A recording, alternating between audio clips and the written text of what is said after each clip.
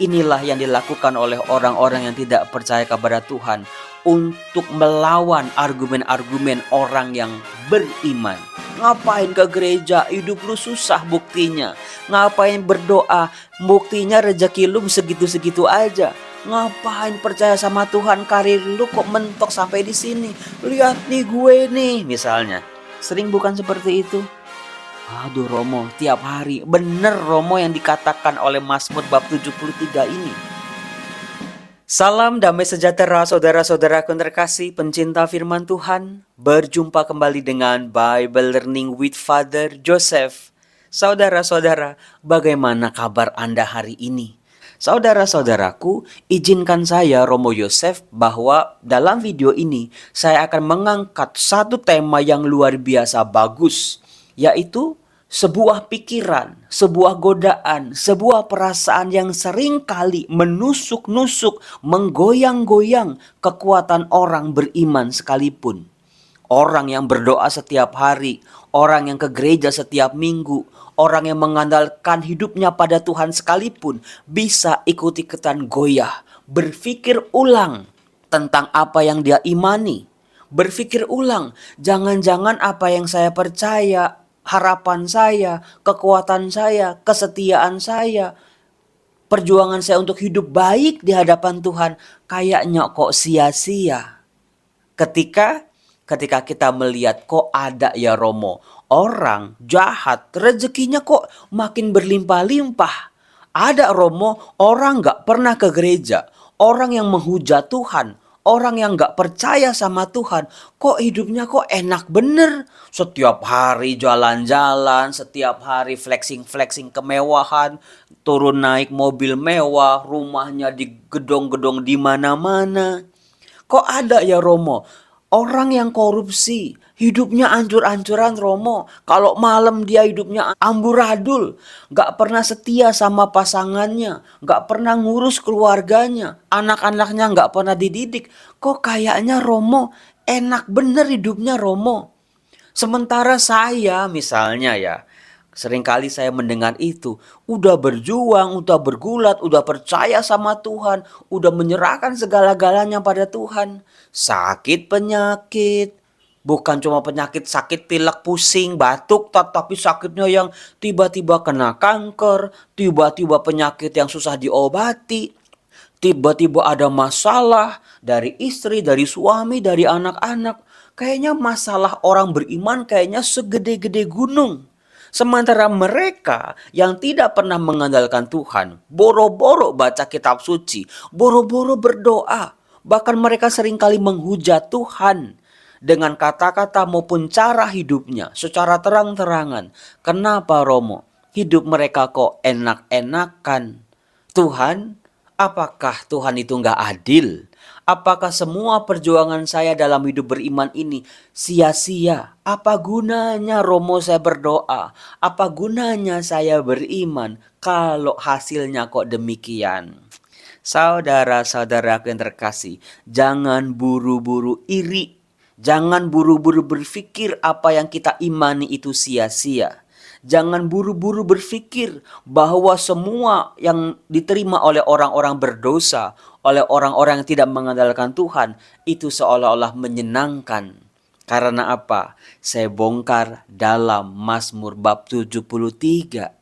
Di balik rejeki-rejeki, uang yang banyak, harta yang berlimpah, kesenangan yang dimiliki oleh setiap orang yang jauh dari Tuhan, yang menentang dan melawan Tuhan, itu semua adalah cara Tuhan untuk menghukum mereka. Anda bisa lihat di Mazmur bab 73. Mazmur ini jarang dibacakan, Mazmur ini jarang dikenal oleh umat beriman, tetapi ternyata bagus luar biasa. Ternyata semua persoalan kita, pertanyaan kita terhadap hidup ini dijawab dalam Mazmur bab 73 ayat 1 sampai ayat 28. Bagus luar biasa. Jangan sampai Anda tidak tahu Mazmur ini. Cepat ambil kitab suci Anda, buka, kita baca bareng-bareng Mazmur bab 73. Kita minta sama Tuhan setelah kita baca Mazmur ini, Tuhan, Kalau ada iri hati dalam hatiku, kebimbangan, aku merasa sia-sia dengan apa yang aku imani. Ambil Tuhan, jangan biarkan rasa iri itu mendekam dalam hatiku. Aku tetap percaya Tuhan bahwa apa yang aku imani, apa yang aku percaya, apa yang aku jalani menurut hukum-hukum-Mu semua tidak akan pernah sia-sia. Dikatakan begini di Mazmur bab 73, pergumulan dan pengharapan judulnya. Sesungguhnya Allah itu baik bagi mereka yang tulus hatinya, bagi mereka yang bersih hatinya. Saudara-saudara, ini kata kuncinya. Tulus dan hati yang bersih. Karena kalau kita beriman, kalau kita berbuat baik, kalau kita menolong orang, kalau kita berdoa, kalau kita beribadah, tetapi kita ada udang di balik batu, ada udang di balik bakwan, kita artinya belum tulus. Kalau kita masih ada motif-motif lain ketika kita memuji Allah, ketika kita menyembah Allah untuk dilihat orang, untuk mendapat status di mata masyarakat, berarti kita belum tulus hati. Hati kita belum bersih. Saudara-saudara, tulus hati dan bersih hatinya. Dikatakan, orang yang tulus, orang yang bersih hatinya ini juga mengalami goncangan. Dikatakan, tetapi aku sedikit lagi maka kakiku terpeleset, nyaris aku tergelincir. Saudara-saudara, si pemazmur mengungkapkan, mensharingkan, aku sudah mencoba tulus hati di hadapan Tuhan. Aku sudah mencoba membersihkan hatiku setiap hari, tetapi kok hidupku nyaris terpeleset, nyaris tergelincir. Ada apa ini? Dia bertanya kepada Tuhan, apa yang membuat dia hampir jatuh? Dikatakan begini, sebab aku cemburu kepada pembual-pembual. Kalau aku melihat kemujuran orang-orang jahat. Nah, ini dia saudara-saudara. Pernah nggak kita cemburu sama orang-orang yang nggak beriman tetapi kok rezekinya ngalir? Pernah nggak kita itu cemburu ketika melihat orang-orang jahat kok mujur aja? Kayaknya keberuntungannya itu, hokinya itu ngalir terus. Saudara-saudara, pengalaman si pemazmur juga adalah pengalaman kita.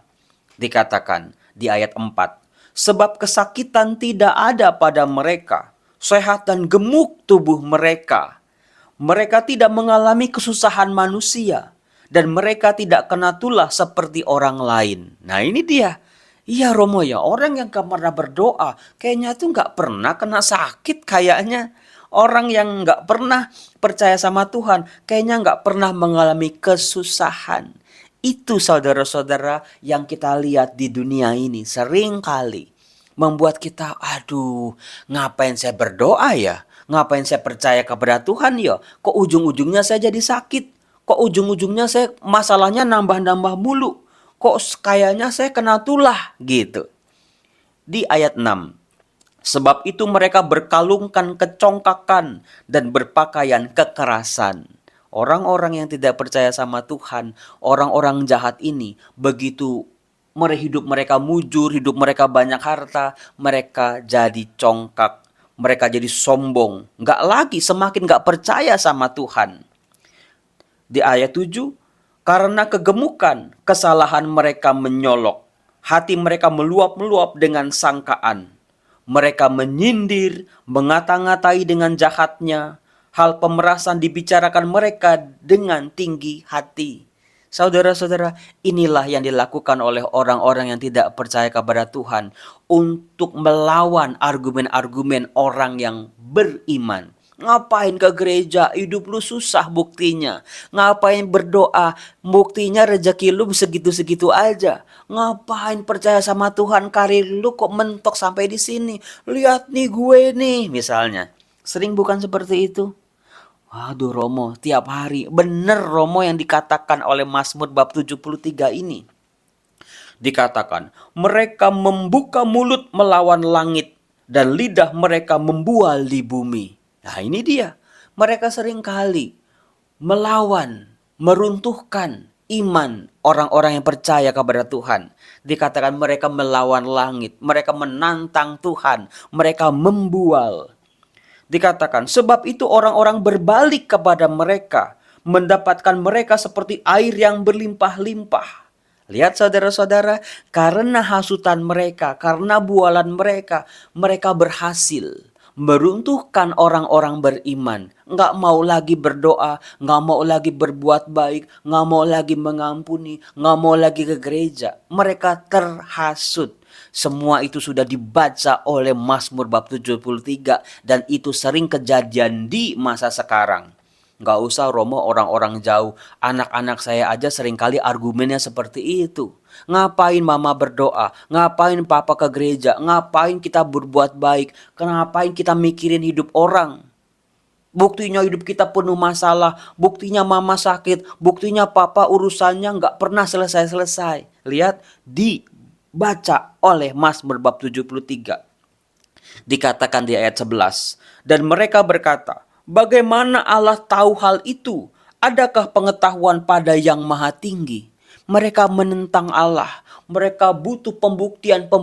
Buktikan ya Allah kalau hidup aku ini salah misalnya dengan tidak percaya kepadamu. Saudara-saudara, ini dia. Seringkali pertanyaan-pertanyaan, Tuhan kalau engkau baik kenapa orang tuaku meninggal? Tuhan kalau engkau adil kenapa hidupku susah terus? Tuhan kalau engkau maha baik mencintai aku sebagai anak-anakmu, kenapa aku sekarang hidupku hancur-hancuran? Ini dia. Saudara-saudara, pikiran-pikiran yang seringkali meracuni ketika kita melihat kenapa Romo orang-orang jahat kok rezekinya malah ngalir.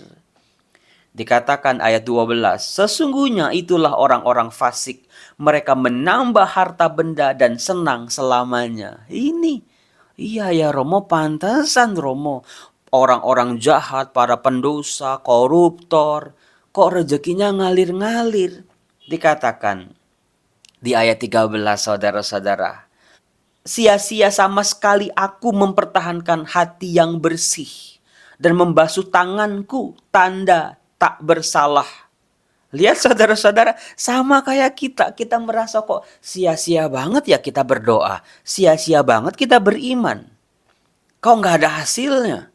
Di ayat 14, namun sepanjang hari aku kena tulah karena kena hukum setiap pagi.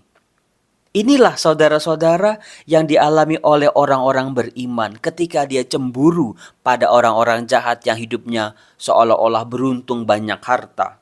Dia mulai menyesali apa yang dia imani. Ayat 15, seandainya aku berkata, aku mau berkata-kata seperti itu, maka sesungguhnya aku telah berkhianat kepada angkatan anak-anakmu.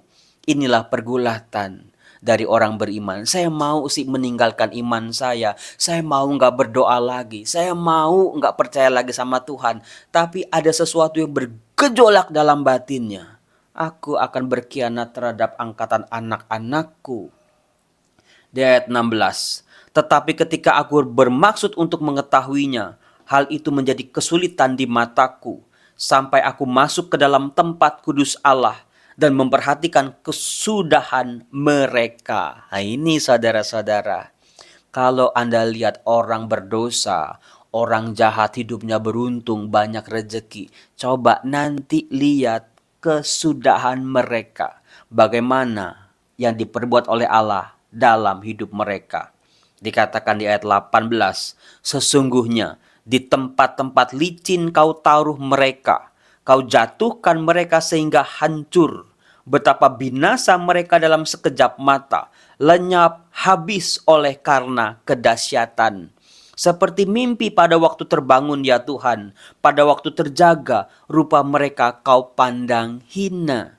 Saudara-saudara, kalau orang jahat itu hidupnya baik, rezekinya banyak, Tuhan sedang mau mendidik mereka.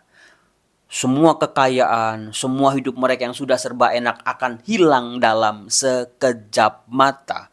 Dan itu jauh lebih menyakitkan, itu jauh lebih menghancurkan dibanding kita yang mungkin ya kita berjuang, terseok-seok, kita betul-betul sekuat tenaga untuk mencapai sebuah hal yang kita inginkan, yang kita harapkan di puncak kehidupan kita dibanding orang-orang jahat. Dapatnya sekejap, hancurnya juga dalam sekejap mata.